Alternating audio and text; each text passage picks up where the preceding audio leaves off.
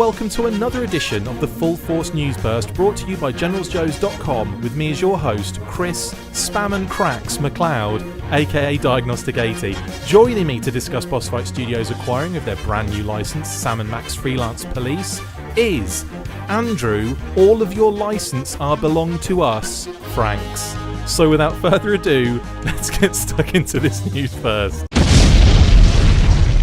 Last week, the good folks at Boss Fight Studio dropped a couple of hints at a new license acquisition, and the internet was quick to guess what they thought it might be.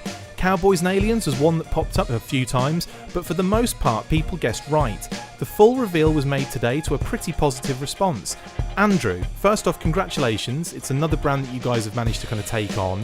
How did this come about? Well, I've been a longtime fan of the comic. Awesome. And was very aware of the other media out there.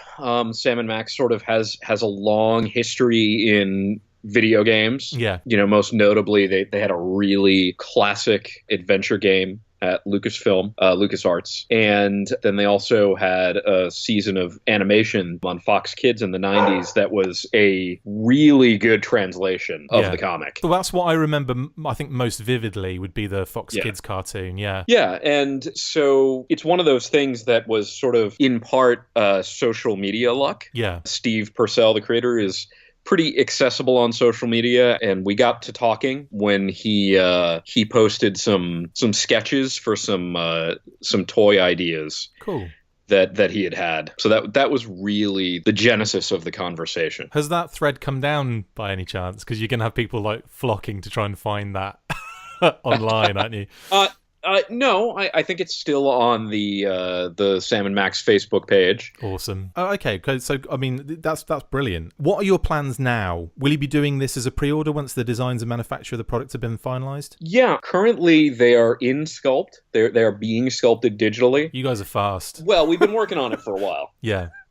And the designs have been done for a while, and you know, as soon as we've got some images of the sculpt that, you know, we feel are worth sharing, you know, we may end up going through a couple of rounds of revisions first. We'll be sharing those, and you know, we'll, you know, kind of plan to get pre-orders up as soon as we can, because pre-orders are a really important part of our business model. They help to fund the production cost. Yeah. How long do you think it will be roughly before we start seeing early samples of those then? You don't really want to say, do you? Because then you're like, oh, I've got a hub in me held to that. Yeah, no, it's just, honestly, we're still pretty early in the process. Sure. You know, we're still in the development of the first couple of products. You know, we want to do sort of as wide a range as the marketplace will bear. Yeah. And, you know, we'll see. Hopefully we're going to have a good response, and we can be putting a lot of different products into motion. Speaking of the response to this, I mean, how has it been kind of like I mean, how have you felt the reaction has been to the reveal of the license with you guys? Really positive. You know, I think there's something really special about Steve's humor and about those character designs. There's something that's, you know, I think lodged itself in the back of a lot of people's brains like a parasite.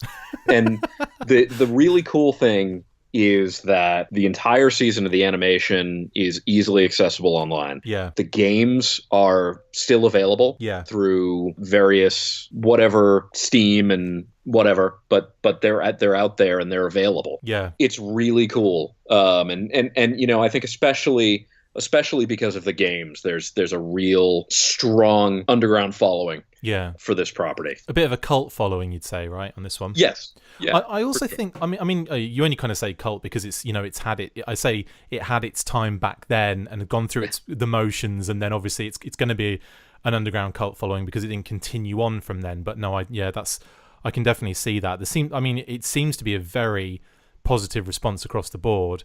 What I was going to ask, actually, related to the other media, with the Bucky stuff, you know, when you first revealed the Bucky O'Hare line and obviously started bringing the toys out, you also had the comic that you kind of put up there as like an extra on the web store. Yeah. Is that something you're likely to do with Sam & Max? Like either have like some sort of little trade paperback to kind of maybe help people along with some, you know, if they're jumping into this line unaware of the background story, and will you guys be kind of offering either, say, a comic or like a DVD or something like that along to go with it? I would very much like to. Unlike the situation with Bucky, where there were still copies of that digest available. Sam & Max, the last printing, I believe, has been sold out for a couple of years. Yeah, they'd have to do something brand new for it, wouldn't they? Yeah. There isn't one currently available, but I talked back and forth with Steve, and maybe there are going to be opportunities there. Is there a situation there with any of the kind of, say, visual rights for like the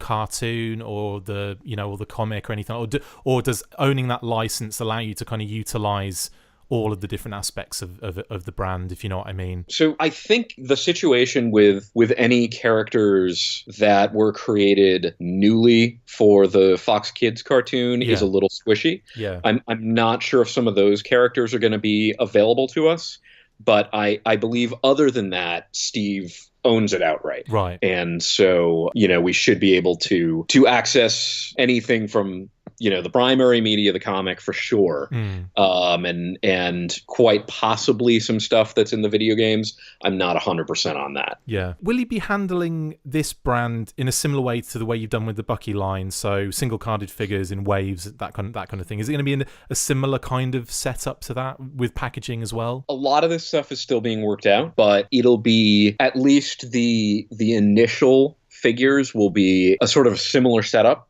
to the way we've handled Bucky, where they're really well articulated, they're well accessorized, you got the interchangeable hands and faces. In terms of packaging, we might be looking at doing something different there. Right now, we're playing with some window box concepts. Nice. Because as much as I like the big cards we went with for the Bucky packaging, the combination of those big cards and the angled side of the blister made them not the most efficient in terms of shipping.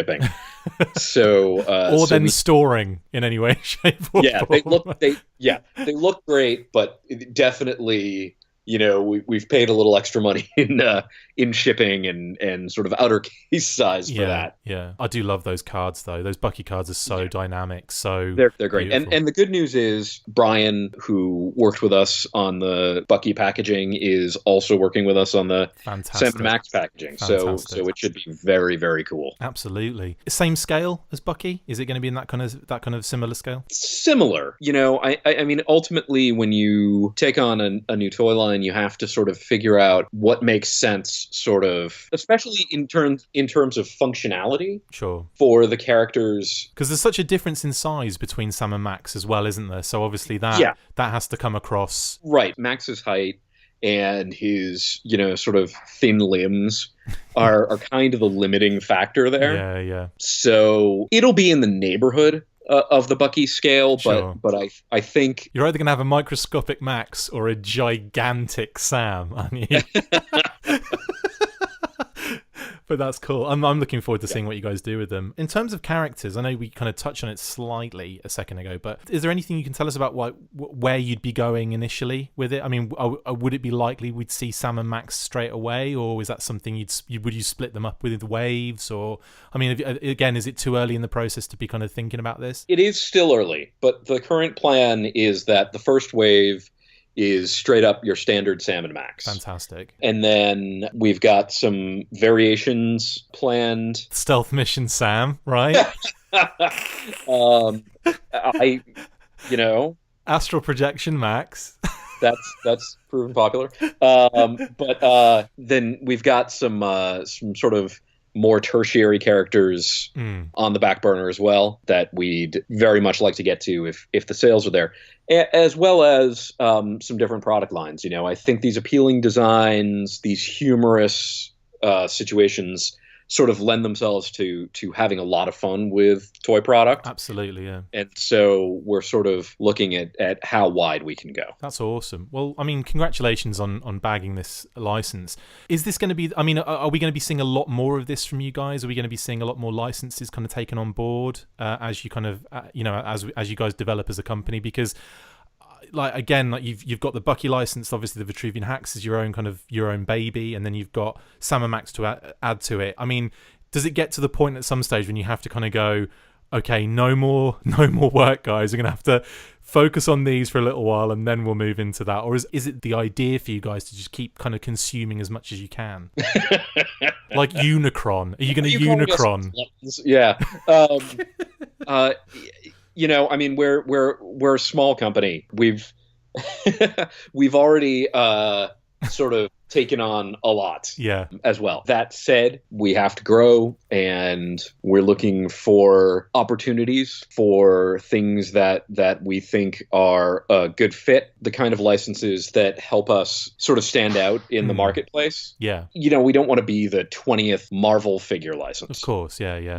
There's already plenty of action figure product out there from Marvel.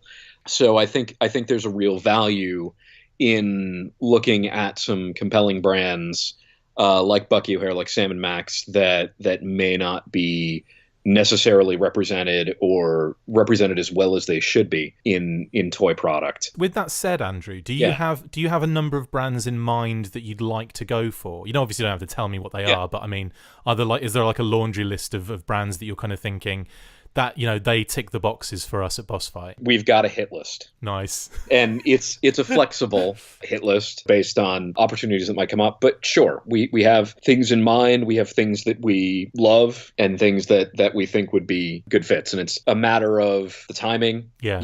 What we can, the amount of work we can do, and the financial factor of what licenses and what development we can take on. Awesome. Well, congratulations again. Thanks. I hope you guys do absolutely amazing with it. I'm sure you will. That's it for this installment of the Full Force News Burst. Thank you to my awesome guest, Andrew, who is usually a co-host. I'll say co-host and guest, Andrew. See you next time, and as always, full Sam and Max. That'll do. Make sure you get involved with the discussion by liking, sharing and commenting on these videos, and as always you can keep up with the show after listening by following on Twitter @TheFullForce, liking the Facebook page facebook.com/TheFullForce, and if you would like to contact the show you can message us on either of these platforms with feedback, questions, or to say, who do you think you are? A serious operation now? No, not even close. Look out for more of these news bursts that we are posting on the Facebook page from now on. Full Force.